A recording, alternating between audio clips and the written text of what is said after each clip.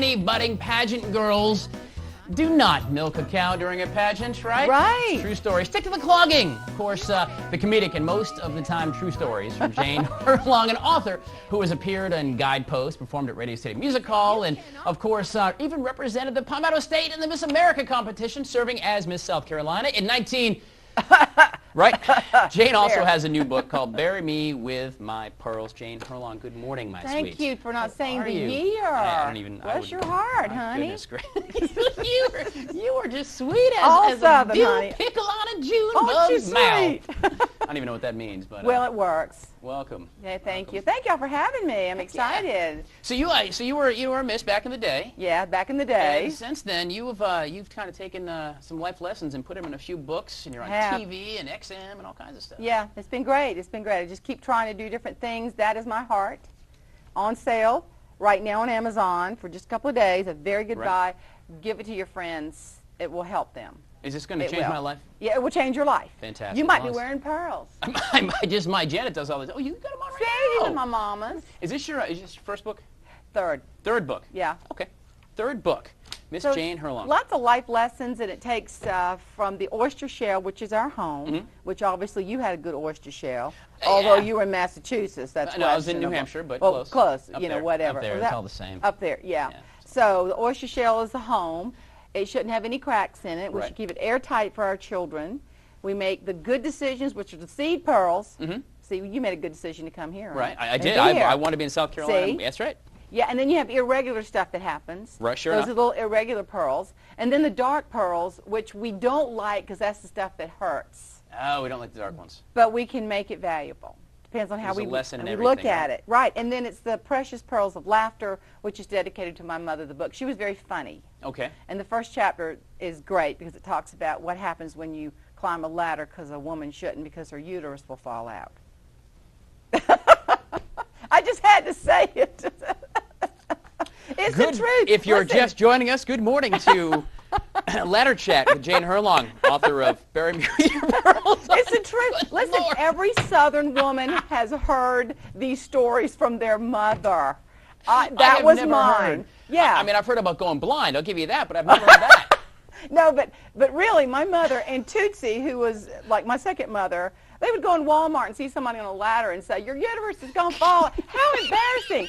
I mean, can you just hear the people at Walmart? We got a uterus on aisle 4. We got a uterus. I'm just telling you, this is stuff all Southern women listening will go, "Yes, I have a story that my mother told me." That really can't happen, can it? I know. Well, I tell you. I don't have the same equipment. I don't know. Well, you never know. No, but I was speaking in Virginia after my mother passed away in Precious Tootsie, and this guy was driving me around, and he and I were talking, and he was talking about his mom and all that. And I said, "How's she doing?" Because she was old. Right. I said, "How's she doing?" He said, "She's all right. She's all right. Except, about 3 months back, we almost lost her." I said, "Really? What happened?" He said, "Oh, her uterus just done fell out." And I'm quoting. So I'm thinking, my mother is still trying to tell me that lesson. But I'm telling you, women get that. We all have a story. So it starts out funny. It's a very funny book, but it has great life lessons. It really does. Like I gave up Walmart for Lent. There's a chapter I in did. the book. I love some of the titles are fantastic. Yes, you have to learn. You have to learn to laugh at yourself, because I'm a humorist, and the first person you need to laugh at is yourself. And if you can't do that, that's sad. You have to like you. Sure. You have to take care of you.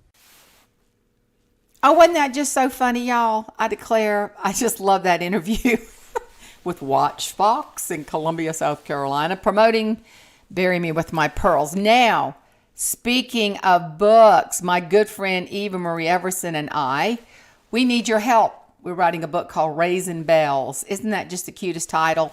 And it's just funny stories. Like, it could be one-liner, my mama used to say this, or whatever, or a paragraph, or a funny story you just want to share. So what we're going to do is we're going to collect all these stories and one-liners, edit it, and you'll get credit. Some people don't want credit, but some do. So we'd love to have you all involved. So let me tell you what we're looking for. For now, we're asking 2 things. Family dynamics, okay? We don't hide crazy in the South. We put her on the front porch and give her a glass of tea because we want to hear all the fun stories. Now, let's just be honest. Some of us, our family tree does not fork properly. So we've got some very funny stories and people. We don't talk about them though till they passed. And we get other people to talk about them and we just start to laugh, you know. But we know too that in the South that the daddy is the head of the house, but mama guides the ship. And there are also aunts and great aunts and grandmamas. They come in a variety of names and titles. Share those too. This chapter will look at some of that. So please send that, family dynamics. The second thing is there's always a disaster waiting to happen. We know girlfriends and best friends for life. They play a big part in our upbringing as we mature in the South. But as we know, there's always disasters looming. And then she's in college and there's sororities and all that goes along with it. But we go into adulthood and we discover new friends are treasures, but old friendships hold great value. So I'm going to put in the bar my email address, jane@janeherlong.com. And so 2 types of stories we're looking for: family dynamics and girlfriends and best friends for life. All right, y'all, help us with raising bells. It's going to be fun. And we look forward to hearing from you. Can you feel the love? Can you feel the energy?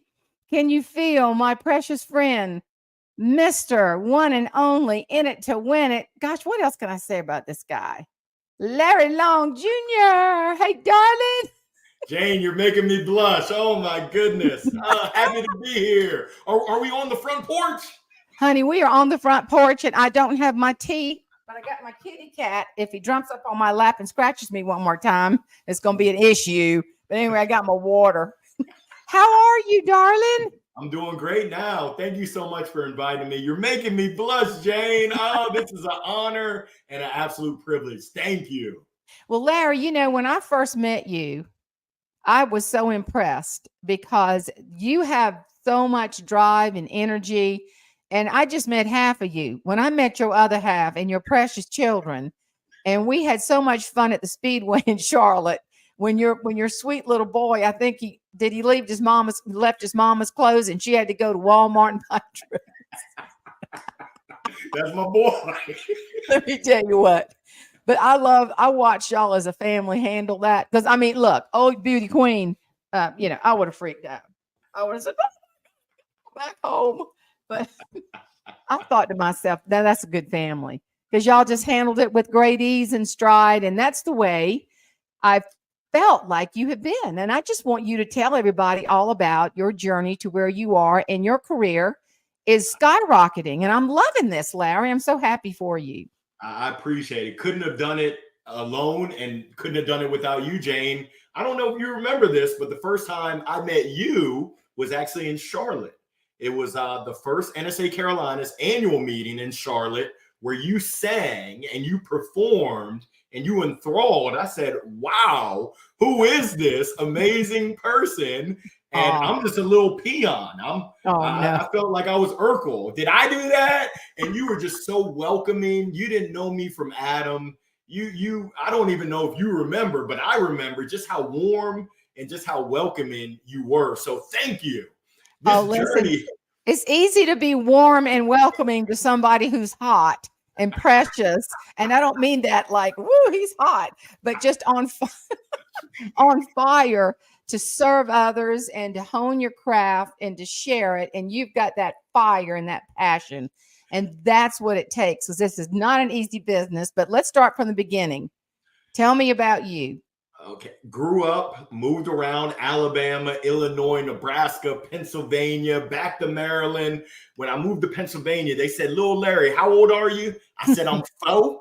They said, "4 what?" I said, "I'm 4 years old." They said, you can't talk like that." They said, "Mr. and Mrs. Long, we got to put your son in speech classes so he can learn how to enunciate his words and speak proper." So I remember my goodness. the flashcards, I had to enunciate dog.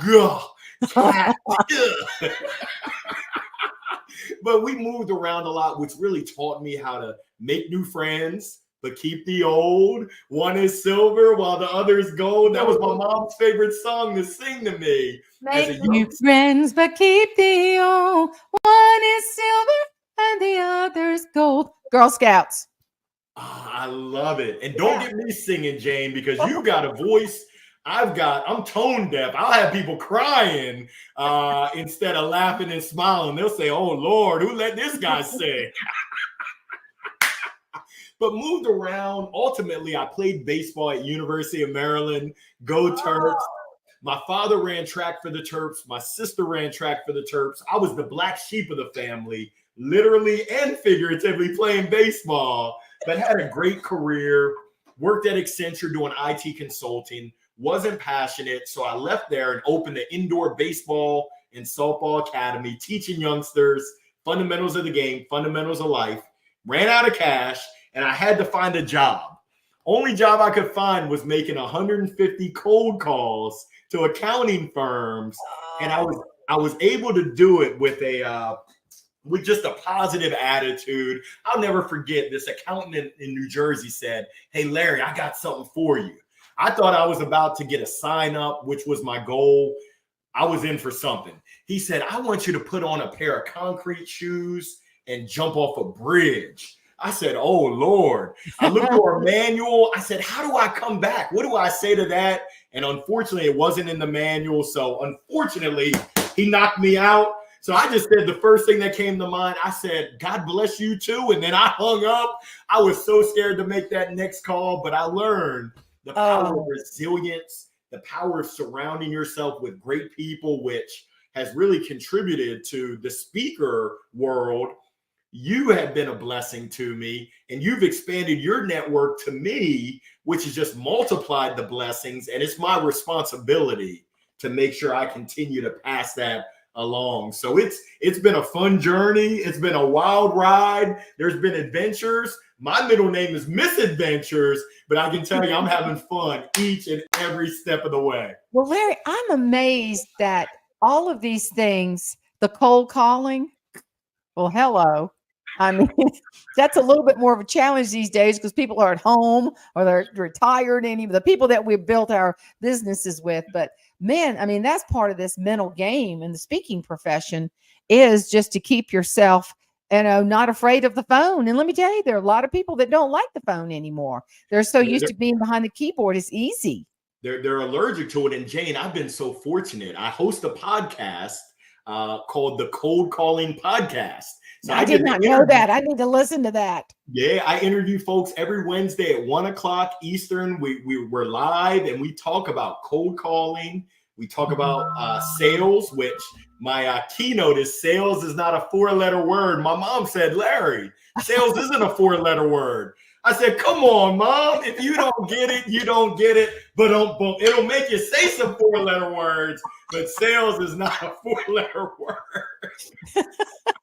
Well, with your amazing positive take on so much, and you always seem to have something to share that's so much fun. Tell me about when you keynote, how much is humor a part of this? As you know, this started with Jeannie, and it was on her back porch show. And then the Nashville people were so kind to try to help me gain some steam and share my good buddies like you with the world. And so what do you do to keep your your humor on? What Jeannie would say, your humor being. So what do you do with that? Because I think a lot of people need humor. They do. And for me, it's really what I love about this industry and keynoting is that I get to be myself.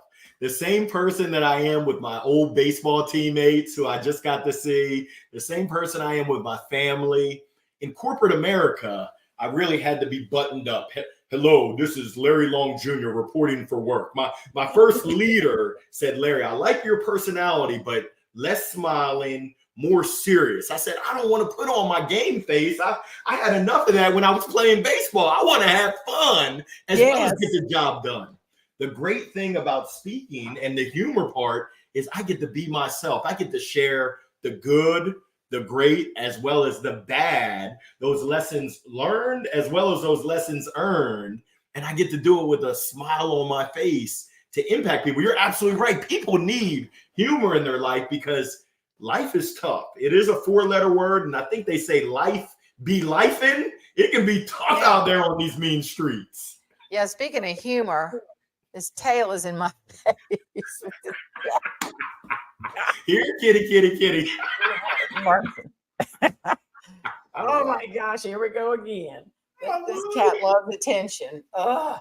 Well, I wanted to ask you too, when you speak, like what are some names of your presentations and what are you working on right now? I mean, what's your signature presentation? Okay, so Walter Bond told me, Larry, the riches are in the niches. And I said, Walter, you played in the NBA. That's easy for you to say, Yeah. but he was right. So I Right. narrowed down the 7 keynotes that I had down to 3. So number one is my book. It's my signature keynote, Jolt, Get Zapped into Intentionality, Rediscover, and Believe in Your Inner Greatness. That's my number one. That's good. My number 2, which came about by accident, it's my Leveraging LinkedIn to Strengthen Relationships and Grow Your Business. 91% of my business comes inbound via LinkedIn, posting content, engaging in people's content, one-to-one communication. And folks said, can you teach us how to do it?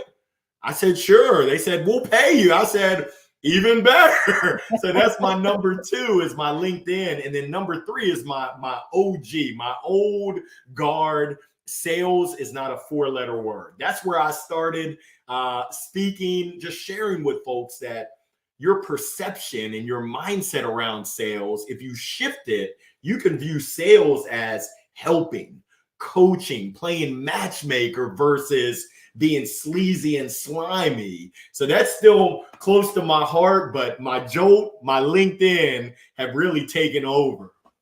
I love that. And you're so right. I know on LinkedIn, I get so frustrated. Richard Bless, do you remember when he spoke at NSA? He's that LinkedIn expert. People were going, oh, I've been doing it wrong. I've been doing it wrong. But I have found that if you can connect something with someone and make a connection, do you think that's probably the best way to work LinkedIn is just to go? I always type in my industry and I try to find someone to connect with. Would that be the smartest thing to do on LinkedIn? Jane, you've got it figured out. And I talked to a sales guru out of Florida who said, Larry, in my 30 years of selling, what I learned is the difference between contacts, people you know, and contracts, people you do business with, is the letter R. That R is relationships. So as you said, making those genuine connections, we know that folks like to work with folks that they know, that they like, that they trust, and that they believe in. I'll give you a secret, Jane. The key to my success is video. It's one-to-one video on LinkedIn. And here goes what I'll do. I'll reach out and I'll say, Jane, go Tigers. Ooh, Clemson Tigers. I'll say something that shows that I did some research. Oh, I'm tuning in from the low country. I want to bring a smile to your face. I want you to know I've done my research. And then I'm going to get into it. I would love the opportunity to partner. I would love the opportunity to serve your members. How do we make that happen? I'm not going to sugarcoat that this is really a sales call, but it's really me wanting to serve. And me, as my coach said, healthy people ask for exactly what they want. So I'm going to ask you, I would love to speak and serve and share to your members. How do we make that happen? When you do that in a video message on LinkedIn, an audio message on LinkedIn, when you send funny GIFs that get people laughing, Maya Angelou said, people will forget what you said. They'll even forget what you did. They'll never forget how you made them feel. When you leave that lasting impression, woo, in the words of the great philosopher, J.J. Walker, dynamite!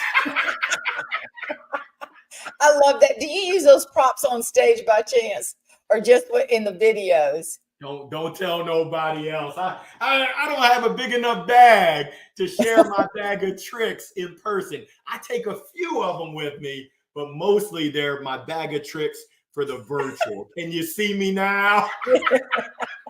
That is precious. That's so funny. I love that. Well, of all the things that you have done, what can you highlight one thing that when you think of, you go, oh, that was awesome, or that was, it doesn't have to be necessarily the biggest, but the thing that stuck with you the most. So Jane, an event that you have done. In 2022, I was invited to be an MC on a bus tour. We were on a real rock star bus with 11 folks, 3 videographers. There were 3 sales trainers. There was a tour manager. I was the MC, and then we had 2 bus drivers. It was 18 days, so 3 weeks, 12 cities. We started in New York, went to Boston, went to Raleigh, went to Nashville. That was Monday through Thursday. I came home for my daughter's birthday, met the bus in Chicago, went to Chicago, to Atlanta, to Austin, to Dallas, met up with some of my NSA friends, Mark Hunter, Sherry Leviton, Shannon McLean. Just the NSA community is amazing. My wife met me in Denver, and the home stretch was Denver, Salt Lake City, Los Angeles, where we were at the Troubadour, which I didn't even know the history. They said, do you know that Johnny Cash performed at the Troubadour? I said, who's Johnny Cash? No, I'm just kidding. But I didn't realize the history. And then we finished in San Fran. That by far is one of the signature experiences that I will never forget. Just amazing. I never would have imagined that I would have the opportunity to be on a bus tour. And that same year in the spring, I was a part of a content house. Myself and 6 other content creators went into a house in Atlanta. The company rented a mansion, and all we did is record content and videos and just network with each other. The creativity was amazing. So that was 2022. In 2023, I said, let me get intentional. My goal was to have 8 signature experiences, and 3 of those had to be with the family. So we did a Disney cruise, and we just had some other signature experiences that were curated that we didn't just fall into, but it was really, let's do this, create memories that will last a lifetime. I love that. Do you have what they call a signature story, or in all 3 of your presentations, something that you tell every single time? Is it about your sports? Because I know you're a sports guy, which is great, the fact that you play ball. But do you have one? Yeah, I don't tell it every time, but this is my signature story. I started off my baseball career 1 for my first 24. If you're a math major, that's not very good. It's 0.048, and I think that's rounding up. I wrote a chapter in my book, Strikeouts, They're a Part of Life. So I'm drowning in my tears. We left UNC Greensboro, and my father, who was at the game, the Friday, Saturday, Sunday series, I think we stopped at Burger King. My dad called me on the phone. He said, how you feeling, little Larry? I said, I feel terrible, Dad. I stink. I don't belong in Division I baseball. This was when Maryland was still in the ACC. I'm dating myself. I definitely don't belong in the ACC. My dad jumped through that phone. He snatched me up, and he said some 4-letter and some 3-letter words. You can use your imagination, but he ultimately said, you can't have my name with a stank beep attitude like that. You got to get back to the drawing board. And like Allen Iverson said, you better practice. And then he said, the most important thing, you got to get your mind right. You don't have the right mindset. You're going up there expecting to lose. Don't strike out. Don't strike out. And that's why you're striking out. Well, University of North Carolina came to town. I got a blue pit, and all of a sudden my confidence. Oh, I hope that's my dad calling. That's my dad sitting aside. No, you know what? I love you, Dad. And I'm gonna cut this on. That was my. I don't want to talk. Just give me, I normally have this thing where I thought it was all the way down. So anyway, so your daddy took you to the proverbial woodshed and gave you a tongue lashing. And it worked. Father knows best, and he did it with love. And I went to my father's grave the other day. I think about him each and every day. I wrote a chapter in my book, Lessons from My Dad, lessons of faith, of family, of really determination. My father grew up in Baltimore City, surrounded by crime, violence, everything going against them. And what he found is that with internal determination combined with surrounding yourself with coaches, mentors, friends that uplift you and don't drag you down, anything is possible. So it's my mission to really spread that message to those that need to hear it.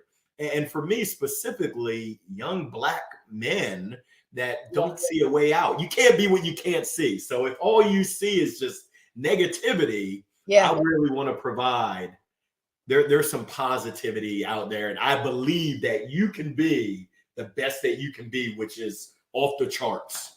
Yeah, I totally agree. And isn't it wonderful that you had that role model? But so many people, regardless, where they come from in life, they just don't have strong people to look to, lean on, and get sound advice from. And I love that you're just sharing that with so many people. And I'd love to do that. I love it when someone comes up to me and, I don't know about you, Larry, I'll be in the middle of the speech and I'll think somebody needs to ask for forgiveness from their family. And I think, where did that come from? And it's almost like a Holy Spirit moment, in the faith. And I'm thinking, man, I'm getting quickened and I better share that and be obedient.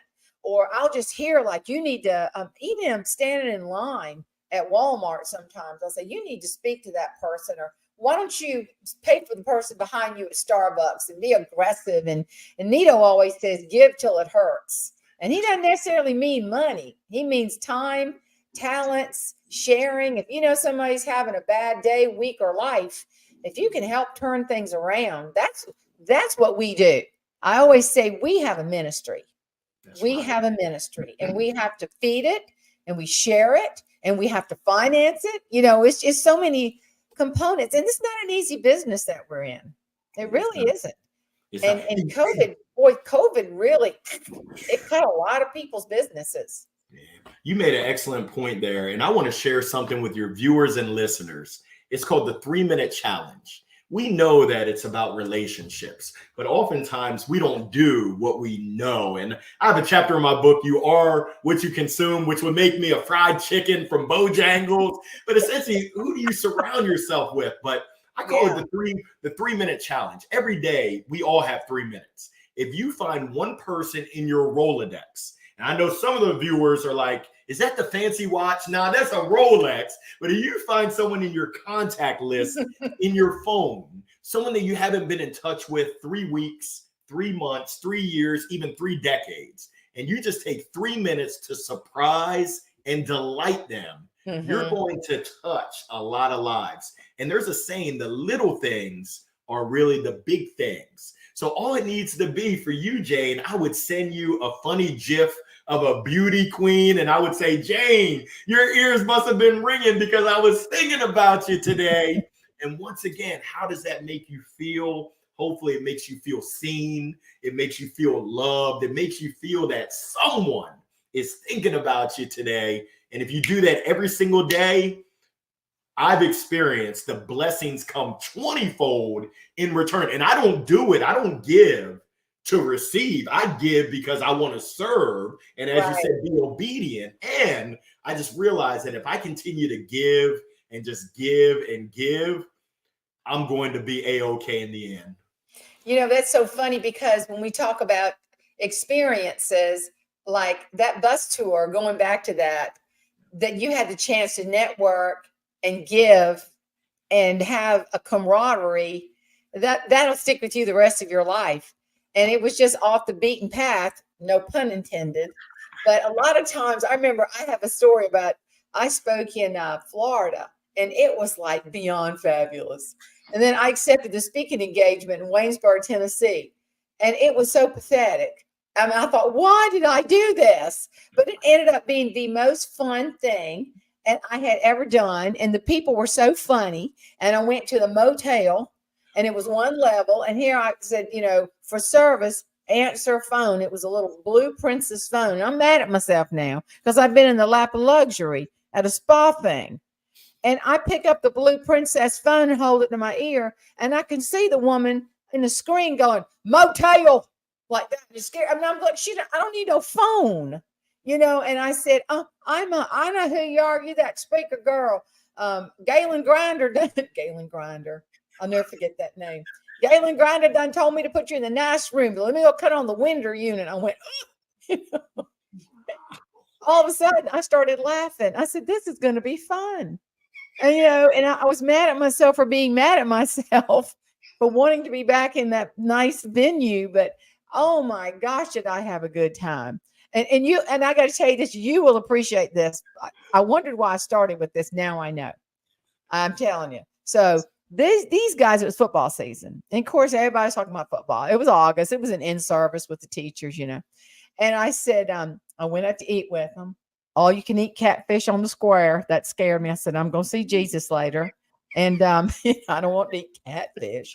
But I was sitting around and I just started, for lack of conversation, I said, oh, I guess y'all University of Tennessee. No, we ain't no University of Tennessee. They got mad. Austin Peay is what we are. Austin Peay. It's Peay. I said, oh. And one of them said, Galen, tell Jane y'all's cheer. Oh, we love to go. Let's go Peay. Let's go Peay. But the funniest part, tell him about the fellow on the basketball field that was so good on the court. He's just amazing playing basketball. I said, yeah, we call him the Fly because he'd light over there. Next thing you know, he's lighting over there. And we went to the dollar store and got some fly swatters, and we waving them in the air going, the Fly is open. Let's go Peay. I hope I don't edit that one out because that's funny. But you see what I'm saying? I'm going, why did I accept this? You think I even remember where I was in Florida? I remembered Waynesboro, Tennessee, because of those funny things that happened and this is a fun business. This is a fun business. And everything happens for a reason. And I love that story. I love that signature experience that you had in Waynesboro, Tennessee. Who would have thunk it? Who would have thunk it? I'm flying into Nashville, and Nashville's in my rearview mirror, and I'm going, oh, I want to go back.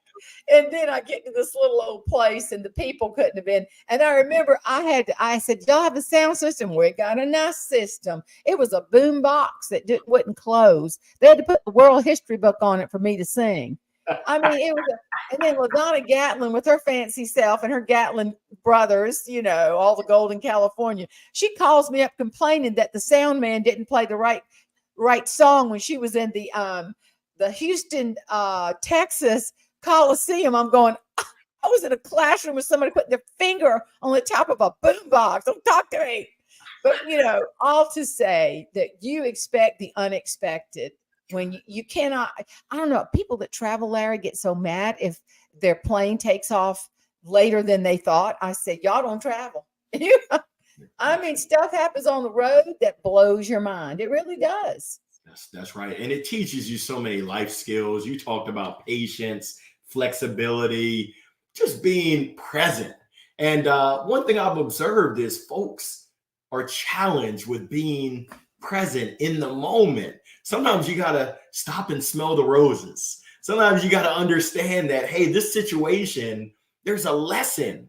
There's a lesson that's being sent to me, but we often miss the lessons. I'm a big believer that when one door closes, oftentimes a window of opportunity opens up.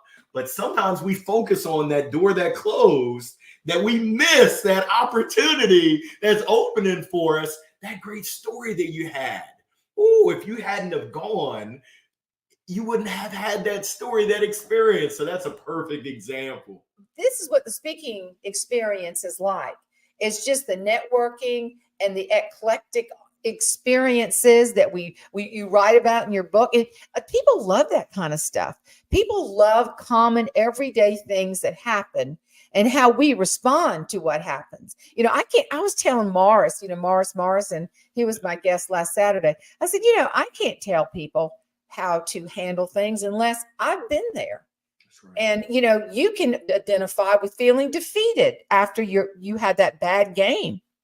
And you can identify and share what your daddy said about, listen. And that was so funny. As you were saying that, I watched that documentary on George Foreman. And everybody thought it was so funny and strange that he named all of his children George. But in the documentary, he said, I want my children to know that we all carry this name. If one of us fails, it reflects on the other. So we all have to be successful. Now, I love that.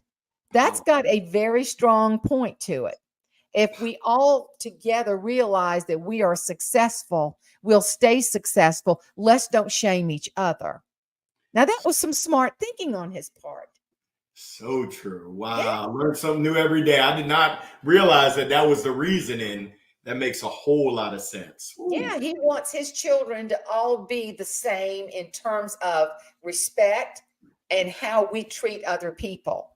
Wow. because that's really what it's all about. And it's the simplest of things. I mean, and I know that we all have to pay attention to things, but just like I saw Morris on a plane, we were in Salt Lake, and some sweet woman came in with her luggage, and I was too busy covered in my little cubby on the spot. I thought better not take my little spot. And Morris jumps up and helps her put her luggage up there, and this older woman just grinning ear to ear. Those are the things that make us who we are. I don't know if you're watching the series The Chosen.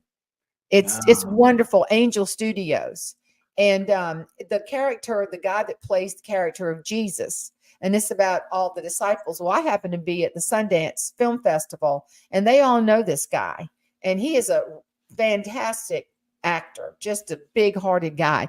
And they said that, here he is, a megastar in Angel Studios, doing so well with the series The Chosen. And they couldn't find him. He's in the corner. Somebody dropped a glass, and there was glass, and he was just picking it up, being a servant. I thought they were going to tell me he turned the water into wine. I wanted to say that, but this guy. And they said, and I've always heard it, the higher you go, you should be a bigger servant. That's right. The more you're elevated into whatever you choose, the more of a servant's heart you should have. And I love that about you, because you have really done that, Larry. You have really served our National Speakers Association. And I mean, your future is bright in there, because people really love and respect you, because they see a man with a big heart that loves to serve. And that'll take you further than anything. I appreciate that. I'm honored, fortunate, grateful, and privileged to be in the position that I'm in. And I don't take it lightly that there's been folks that have really laid the foundation. I'm looking right at you, Jane, and it's a responsibility of mine to not take it for granted and to not mess it up. This organization has had such an impact, positive impact on me as a person, my family, my business, and I want everyone to experience it. The Spirit of Cabot shares that philosophy. And that's why I love NSA Carolinas, because not only do they say it, a lot of people say a lot of things, but they really live it. I'll never forget, it was Las Vegas. I saw you in passing. You said, "Hey, let me introduce you." I think his name was David Endress at Greenleaf.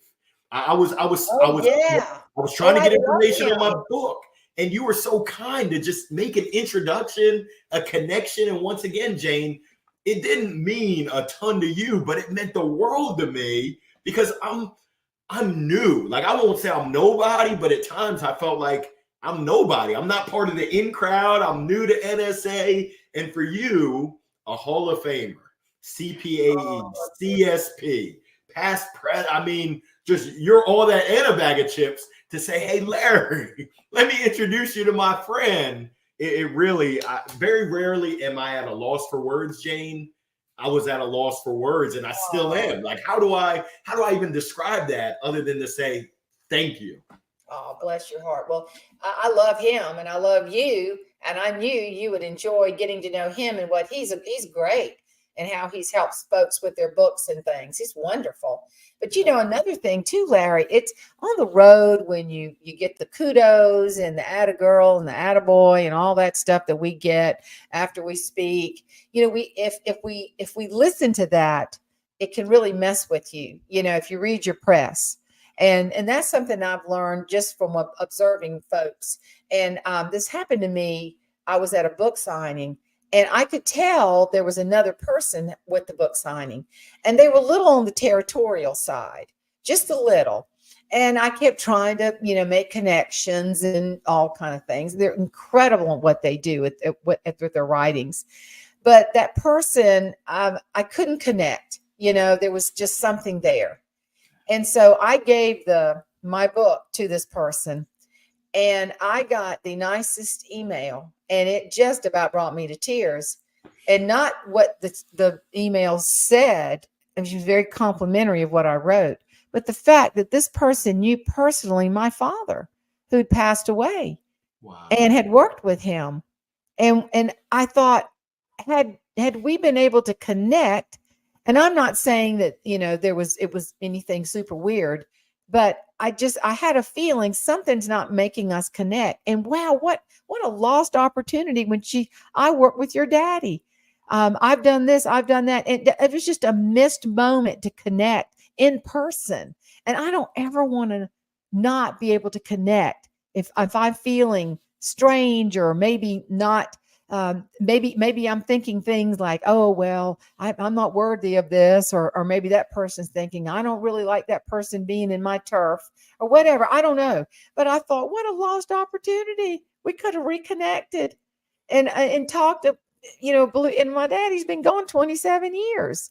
So it kind of broke my heart in one respect, but it also taught me, don't ever put up any kind of wall.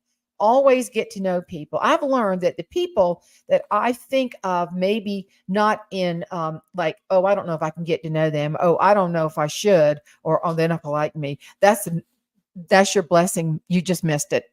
You just missed it. And never be afraid to approach people and ask questions, and always be able to welcome people into your heart to learn more about how you can achieve the better you. If that makes sense, is what I'm rattling on about, but it's the truth. So true. And you exemplify that, Jane. You, not just with me, but countless stories. Tara Brown. You made that connection between Tara and I, and I'm super excited. Tara's going to be joining as vice president of marketing. She's got a background in PR. She's going to be serving the NSA board next year, which is amazing. That's incredible. She's wonderful. And that's the thing. If you don't make yourself open-minded and get to know, and I mean, how many times have we been sitting on planes and had the most beautiful moments with strangers we never thought we'd connect with? And it's almost like, it's so fun when you get upgraded, but it's really neat to sit in the back when you have to get that last seat of the last row that doesn't recline, and you're stuck for hours with somebody you don't know. I've had more conversation and more fun times with people like that. And that's what I love, is I guess it's the melting pot of what we do. And I really get tired of people, oh, weren't you scared? I was in New York 2 weeks ago, and then Salt Lake City last. Weren't you scared? I said, no, people are so fun. But I don't know who's, people are selling that lie. But you found the same thing. If you're kind, they're going to be kind back. Big time, big time. I will share this story with you, Jane. January 11th, I had my largest engagement. 700 plus sales reps. Company Houghton Mifflin Harcourt, the educational book publishers. Curious George and educational books. I was so nervous because normally my normal audience is 40 to 100. So they told me 900. There were about 700. But I reached out to the NSA community. I sent a Facebook message. The community rallied. Not only did they message me back, but they picked up the phone and called. Bill Cates reached out and gave me some suggestions. Other folks texted me just to let me know that, hey, I'm supporting you. I'm thinking of you. That love, that support is all that we need. And if we can provide that to someone else, someone who's a stranger that now becomes a friend from the airplane, right next door neighbor. So many times people have their earbuds in and they're kind of in their own space, which is okay. But why not get to know someone, create those relationships, those bonds, those connections? You never know what magic could come out of it. You never know. Well, I had some guy on a flight, and he was a big boy, and he just plopped down in my aisle seat. And I like my aisle seat now. I do. And I didn't say anything. And then we started, the meal came or whatever, and we started talking. And I would never have said, you're in my seat, or I just don't do that. Turns out he was a Disney executive. And we couldn't quite seal the deal, but he reached out to me several times to speak on Disney property. Wow. But I really liked him. I think he's moved on. But you don't know what people are dealing with. And you've just got to be open. And if there's someone in need, reach out and help them. Do whatever you can do. They'll never forget it. It was so funny the other day. I guess it was Caroline, my daughter, She said, Mama, do you remember Amanda? And I was thinking, and I said, I don't. She's, oh, Mama, she loves you. And it was just a random thing that I did. We were sitting at the airport, and I know her family, and I remembered who it was. And she was trying to get home, and she didn't have status on the airlines. Well, she got status now, let me just tell you. I'm glad I know her. So she's like a prosecutor or something. And I just handed her my ticket, and I said, get on. I said, you need to go home, be with your parents. And she's never forgotten that. It was so simple. And I've forgotten it, but now, of course, reminded of it. But I mean, little tiny, genuine acts of kindness. And I was talking to Morris about this. We need to be the same. And you are. You definitely are. You're Larry Long on stage, Larry Long Jr. on stage, and you're Larry Long Jr. when you step down. Those are the people I like. I don't like somebody to put on the dog up there trying to be Mr. Big Stuff or Miss Big Stuff. It bothers me. But give me the same person with a congruency of service, and you got me. You got me. I can read your heart. And people like that, and they pick up on it. And that's what you've got to do if you want to have longevity of success in this business. So true, because people, they can smell BS from a mile away. They can tell when something just ain't right.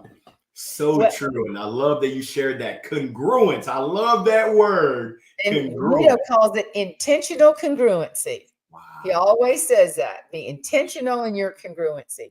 And, that's something that I know that we picked up on in terms of you want to be able to keep on loving what we do. This is a very challenging business because a lot of times you look at your calendar and go, oh, what's going on? I'm supposed to be getting booked, But if you love it, you'll find a way for it to work for you. And I always tell people, don't change and follow the money.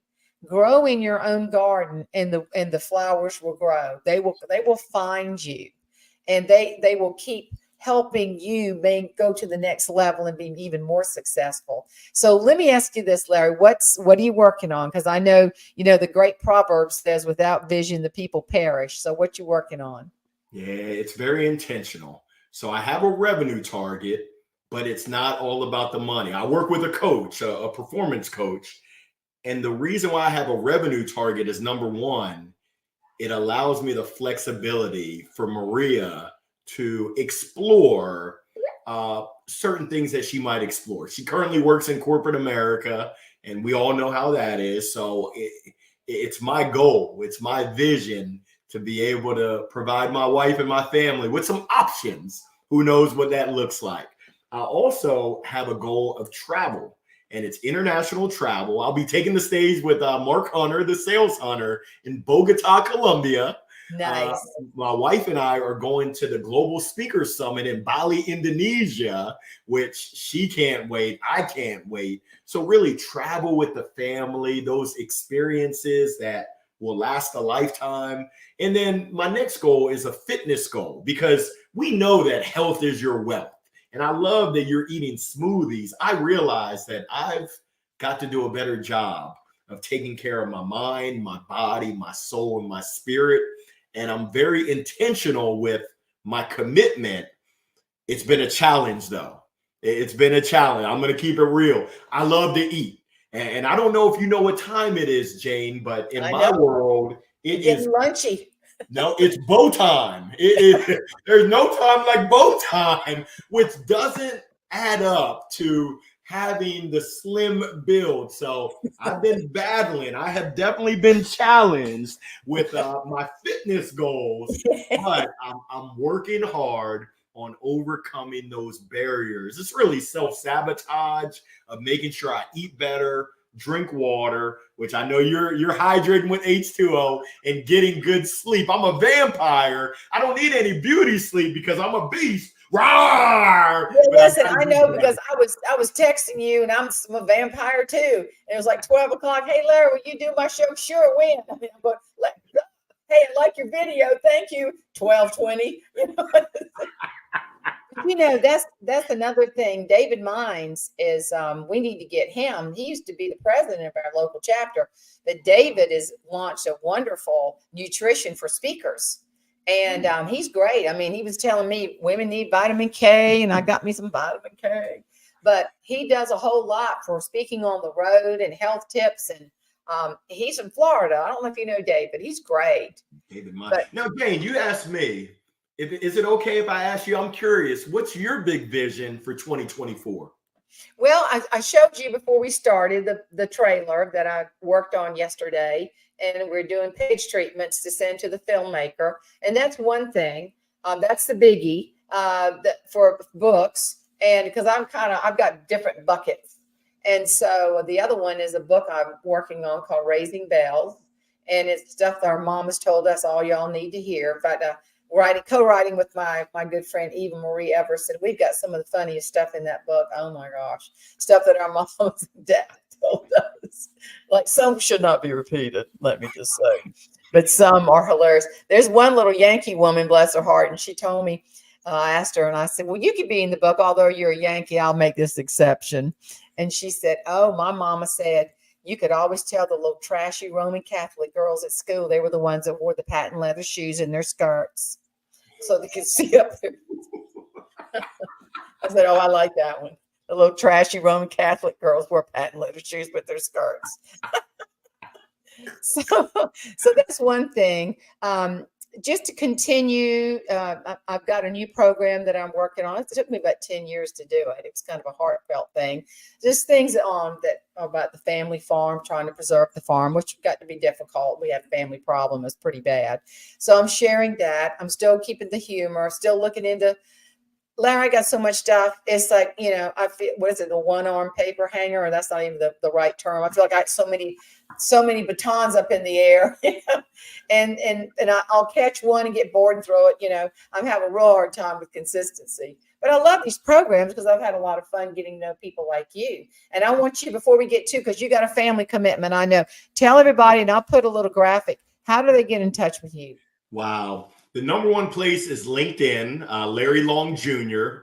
If you're not on LinkedIn, you can catch me on my website, Larry Long Jr. That's jr.com. Or you can find me on my YouTube page, Larry Long Jr., the man with the microphones. You will not be mistaken on who I am. I've got plenty of microphones. I wish I had all my crayons, so because I love those microphones. I want to tune in and see. So you send speaking of LinkedIn, so you send these videos out to your clients one-to-one, correct? Yes, I send one-to-one messages to clients and prospects, just connecting with them because, Jane, anyone can send a written text. That's the truth. But when you can see someone, you can feel their authenticity. You can tell that they're genuine.